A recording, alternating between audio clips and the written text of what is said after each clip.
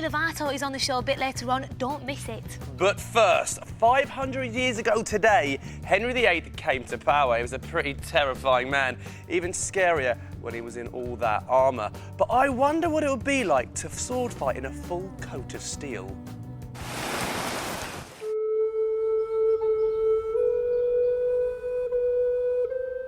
The Tower of London, a castle fit for a king who loved wearing armour. And with his fierce reputation, Henry VIII was a man of steel in more ways than one. Trust me, you would not have wanted to get on the wrong side of him. Henry's probably best known for ordering executions. He even ordered the deaths of 2 of his wives right here in the Tower of London. But there's a lot more to Henry than that. King Henry VIII was a keen sportsman, and you can see the actual armour he wore in tournaments here in a special exhibition at the Tower. It's amazing to think that Henry did jousting, sword fighting in such heavy, restricting armour. When I think about Henry, I think big man who was really immobile, but that wasn't the case. He was fit, he was sporting, and he was really competitive. The armour was engineered to fit him like a glove, with each piece decorated in the finest detail. As Henry got older, he got bigger and bigger, ending up with a waist of 51 inches round. It might not look that big, but compared to what he wore in his younger days, believe me, it's enormous. I'm tired of looking at it. I want to get in it. I want to feel it.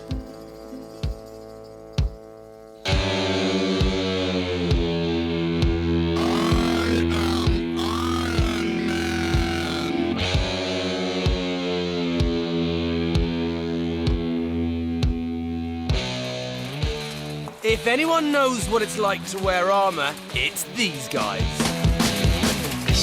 I'd come to the Royal Armouries Museum in Leeds to try out my own suit of armour for size and learn a sport that Henry VIII loved, sword fighting.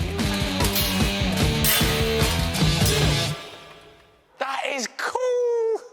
Fight expert Andy would be teaching me my routine. Do you want a hand here? That would be very kind, thank you very much. Wow, so that is how you fight back in the old days? Well, it's a version. Using the sort of historical evidence that was available, we've sewn it together, hopefully, to make it exciting, but also show the sort of techniques that were available to the Tudor knight. Obviously, I'll be getting into the armour. What do I need to do first? Well, first of all, we need to show you the basic martial art. Well, that's what it is. And the movement's important, because when we strap all this weight to you, and then we limit your movement, and we give you that claustrophobic feel when the visor comes down, all the stuff that we taught you before will suddenly click into place, and you'll be brilliant. And just to prove you're brilliant, we'll probably get Andrew back to see how you do against a real man in arms. OK, let's get training then. With his armour off, Andy got started, teaching me the basics, footwork and balance. You want to keep the shoulders square. You don't want to be walking like this, because nobody walks like that. Crab, give it all that, yeah. Bad. Yeah. Good is keeping your shoulders straight, moving underneath you, yeah? Because it's a two-handed weapon, you want your shoulders square so that you can use both hands equally. Hi-ya! I had to learn to move like a true swordsman, just like Henry VIII. With a wooden sword, it was easy, but how would I get on with the real thing? Time for my first taste of metal. Let's get some protection on. Let's get these gauntlets on. Partly for protection, but also you've got to be able to get used to the limited movement that these gauntlets are going to give you. So that's one. They're cool, though. Now it's now it feels different. Left foot forward. Yeah. Plow. Yeah. Right, so there's a lot to take into consideration. I'm terrible at remembering things, and I'm about to learn the choreography part now. Also, I haven't even got any of the armour on yet. These are quite restricting, they're quite hard. Like, you kind of forget what you're doing, so I'm getting a bit nervous. But it's funner than I thought, actually. Step back. Fun it may be, but I still needed to make my fight moves look as realistic as possible. Don't anticipate what he's going to do, Right. all right? Because it means you're going to get ahead. Also, in a real fight, of course, you have no idea that he's coming for the head. So if you defend here and he decides to go, it's all gone very wrong very quickly. Step back, step forward, step back. Good. And then we've just got 2 more moves at that section, and we're nearly halfway. Only halfway. Joel's doing very well. He's got good hand-eye coordination. Most importantly, he's attentive, so he's listening. Of course, the hard part is the armour. Of course, with training and the fact that the armour's designed specifically for the wearer, after a while, it's just like a second skin. But for Joel, now, today, yeah, a whole new world. Meet it. Good. All right. Starting to look like a swordsman. Feeling like one too. Yeah, all right. Right. Good. The armour I'd be wearing is based on an actual suit worn by King Henry VIII 489 years ago. He wore this tonlet armour during a famous tournament in France. Now, the armour weighs about 9 stones. That's the equivalent of having another Joel on Joel. I perish to think about what that would be like. But there's this vision of me falling down and then not being able to get up, floundering like a turtle. So let's hope I don't fall down. Right, should we get it on then? It takes half an hour to get a full suit of armour on, because everything has to be painstakingly strapped and bolted into place. You can see that the feet here are made out of 12 separate pieces of plate. It's so intricate, isn't it? It's beautiful. As far as we know, only myself and Andrew, one other chap a while ago, has ever put these armours on, so you're the 4th person since the 1500s, let's say, to put on a tonlet armour and attempt to fight in it. That's an amazing thing. Now, the bits I can already feel aching on my neck. Yeah. And the shoulders, because that's where Because the it's forcing the shoulders down about 1/4 of an inch, half an inch, to where it normally would sit. Yeah. So already you're elongating the muscles in your neck. they're not rubbing. With most of the armour on, I got back to practicing my fight routine. But the extra weight meant I could only move around for a short time before I had to sit down again. So hot. Oh, that's good. The armour was already uncomfortable, and it was about to get seriously heavy. Wow, it really is like looking through a sieve. And I already can't breathe. It was hot and sweaty, and I couldn't bear the visor down for more than a few minutes. So how many stone we got on at the moment? Probably about... Nearly there. Just another another stone to go. 3/4 of a stone to go. So you got probably about 8 of it on now. 1, 2, 3. Happy? Yeah, just call me Joel Ali the 8th. And now the visor. Keep your nose out of the way. 2, 3. You're in. I was wearing my body weight in steel armour, and with the visor down, I could barely see. But somehow, I was going to have to remember all my sword moves, and in the right order. Time to start the tournament and fight like King Henry VIII.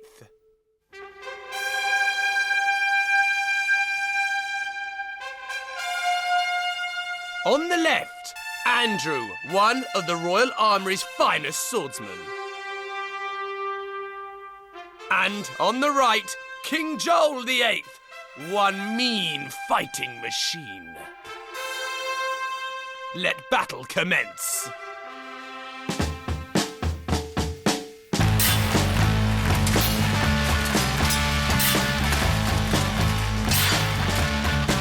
Now this was more like it. Here I was fighting like a Tudor king. Well, kind of. I could really imagine how Henry VIII would have felt in a tournament, because for a few minutes I was King Joel VIII, a fearless man-at-arms in shining armour.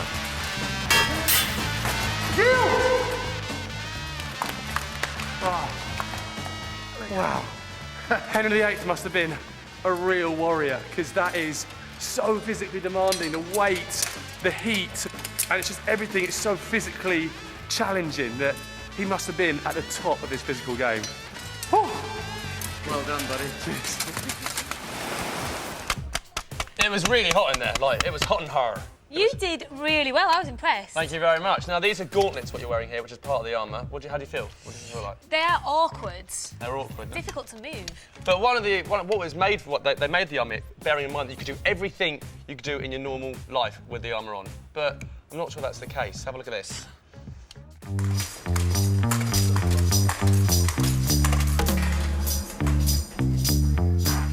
That's not going to work, is it? On the edge? Yeah. This is just I can't hear you. I'll call you back! Somebody should have given you a tin opener. Doesn't work. I have to say, though, just sometimes it would be nice if we had something we could just close down over there. Andy, what have you got there? Right, look at these guys. Oh, they're beautiful, and Socks has just jumped in the way, bizarrely. They are ragdoll kittens, and the reason Socks has probably jumped up is because, believe it or not, they're actually related to him, which is quite awesome. And the question is, when would these guys be ready to go to an owner? So we've got our nature expert, Steve Backshaw, with us. Mate, good to see you. I am so mellowed out being here. They are so cute. I'm not surprised. You just... Oh, my life! What's happened? Escaping cat! Socks, mate, they're related to you. What are you doing to me?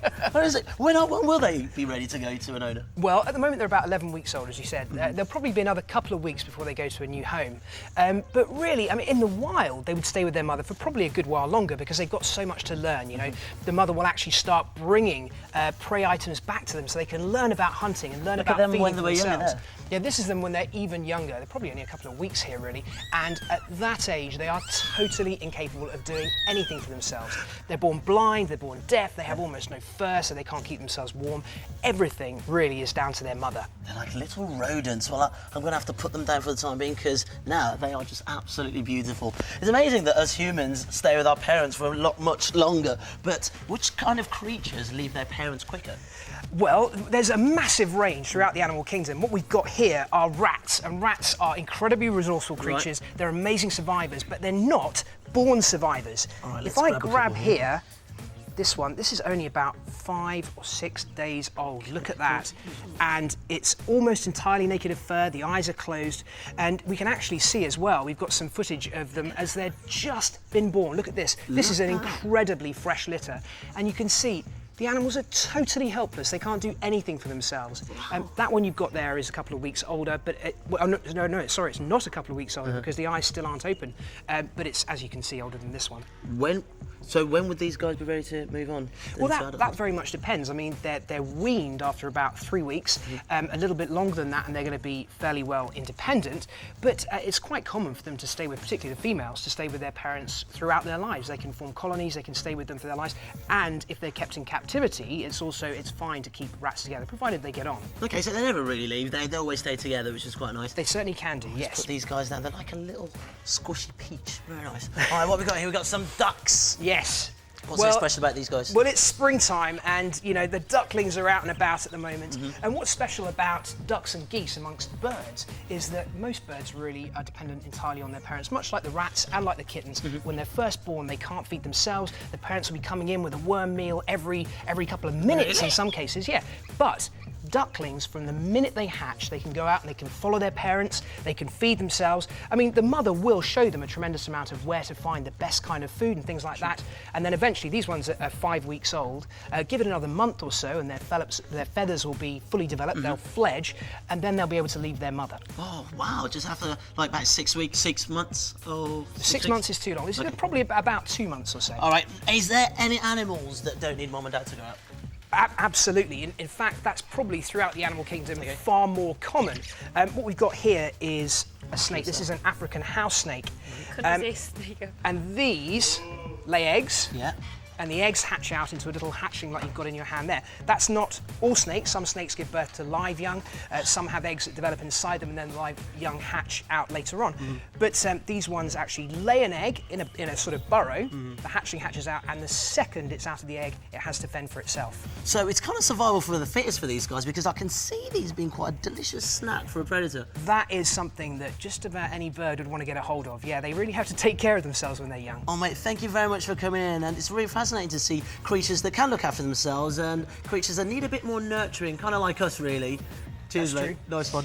I haven't got a snake's egg, but I have got a duck egg. Now, duck eggs are bigger than chicken's egg, and now you can see the shell is a bit paler as well. If I crack it open, usually the yolks are a lot brighter. That is bad technique, you've got shell in there. Shut up, you try it. Right, so you can see there, nice big yolk, it's nice and bright, probably because this is an award-winning egg. It's from 10-year-old Elsa's farm. Can you believe this? She's a businesswoman and she's only 10. Hi, I'm Elsa. I'm 10 years old and I run a duck egg business on my family farm in Devon. This is what it's like being me. I started selling duck eggs when I was 9. We sell about 30,000 eggs from our farm a year. First thing in the morning, after we've let the ducks out, we collect the eggs. My brother Alfred, my sister Dora, and the twins Percy and Harold all help me run my duck egg business. It's quite hard collecting their eggs because they're organic. They could be laid inside the house or outside the house. 1, 2, 3, 4. After we've collected the eggs, we take them into the kitchen for them to be washed. We used to do it by hand, but now we've got this electric egg washer. These eggs rub together in the water and rubs dirt off of them, and it floats to the top. It's so gentle that they never bang against each other too hard to be cracked. Now that the eggs clean dry, we're going to candle them, which means checking they don't have any cracks by shining light through them. Have cracks, this one we'll have to give to the pigs, which is a treat for the pigs. Because we do all this by hand and is done very carefully, Elsa's eggs are just probably the best. My eggs are sold all over the place. A big supermarket chain, at farmers markets, local shops and online. As well as ducks, we also have cows, sheep and pigs. Pigs can be really clever and naughty, and sometimes they steal eggs. They also get out to their pen. Here are some cracked eggs. Now I'm going to feed them to the pigs. You wanted to know more about Elsa's duck eggs, so we asked her some of your questions. What made you think of running your own duck egg business? I decided that I wanted to have a business that I could run myself with my brothers and sisters, and we called it Elsa's Duck Eggs. Is it hard running your own business when you're only 10 years old? Not really. I have a lot of help. Mum helps me, and Alfred and Dora. What type of ducks do you look after? We look after ducks which are specially bred to lay eggs and live quite a long time. Selling duck eggs was my first business idea, but now I've got another one, excavating. Got this metal detector for my granny so I can get started. So far I just found a falling apart pig trough in the hedge, but I'm sure I'll find something better soon. Night, night, duck! Lay lots of eggs! Tonight it's poached eggs for tea, and I'm making them. Tricky making these poached eggs because you have to make 7 at once. Dinner time! I hope you've enjoyed your visit to my duck egg business. This is what it's like being me. That Elsa is going to be rich. I see her running The Apprentice in years to come. But now, it's time for a bit of celebrity. Now, this girl sold loads of albums in America. She starred in one of the biggest films of last year, and she's friends with them Jonas Brothers. Please put your tiny, well-educated hands together for Demi Lovato. Hello, Demi. Hey. Take a seat here in this, whichever one you like. Alrighty. Now, we obviously know you as Mitchie in the popular film Camp Rock, but you can also sing. You have a musical album out. Yes, I do. I just released an album in the US, and it'll be coming out here, I think this week, so I'm really, really excited. It's called Don't Forget, and yeah, so I hope you don't forget it. Don't Forget, so it's called Don't Forget. Yeah, don't forget. I won't forget that. And what type of music is it? It's rock pop music. I was really influenced by a lot of rock music whenever I wrote it, and you know, now I get to play and sing it, so I enjoy it, yeah. Well, let's have a look at some of your rocky music. Have a look here.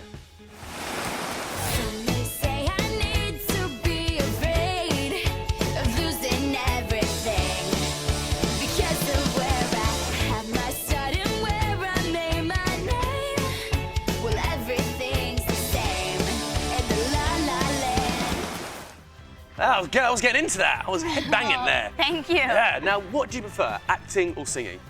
I think that I prefer music a little bit more than acting, just because it was my first love.